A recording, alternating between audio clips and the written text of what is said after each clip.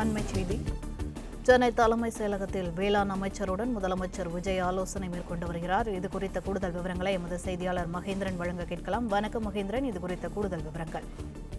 வேளாண் மற்றும் உழவர் நலத்துறை அமைச்சர் வினோத்துடன் சென்னை தலைமைச் செயலகத்தில் முதலமைச்சர் விஜய் தற்பொழுது ஆலோசனை மேற்கொண்டு வருகிறார். இந்த ஆலோசனையில் நிதியமைச்சர் மரிய வில்சன் மற்றும் அமைச்சர்கள் ஆதவ் அர்ஜுனா மற்றும் ஆனந்த் ஆகியோர் இந்த ஆலோசனையில் பங்கேற்றிருக்கிறார்கள்.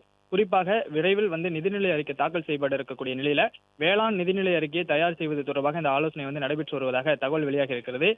கடந்த ஆட்சியில் வேளாண் நிதிநிலை அறிக்கை தனியாக தாக்கல் செய்யப்பட்டது. வேளாண் பட்ஜெட் தனியாக தாக்கல் செய்யப்பட்ட நிலையில தமிழக வெற்றிக் கழக அரசும் இதே போன்று வேளாண் நிதிநிலை அறிக்கையை தனியாக தாக்கல் செய்ய திட்டமிட்டிருப்பதாகவும் இது தொடர்பாக தற்போதிலிருந்தே தயாராகக்கூடிய ஒரு சூழ்நிலை இருக்கக்கூடிய நிலையில ஏற்கனவே துறை சார்ந்த அதிகாரிகளுடன் வேளாண் துறை அமைச்சர் பல ஆலோசனைகளை மேற்கொண்டிருக்கக்கூடிய நிலையில அது தொடர்பான விவரங்களை முதலமைச்சரிடம் தற்பொழுது தெரிவித்து வருவதாக தகவல் வெளியாக இருக்கிறது.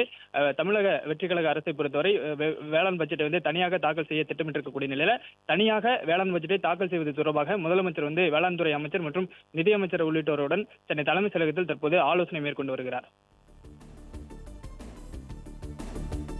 பிளே ஸ்டோர் மற்றும் ஆப் ஸ்டோரில் இருந்து பாலிமர் செயலியை QR கோடு மூலம் பதிவிறக்கம் செய்யுங்கள். செய்திகளை உடனுக்குடன் பெறுங்கள்.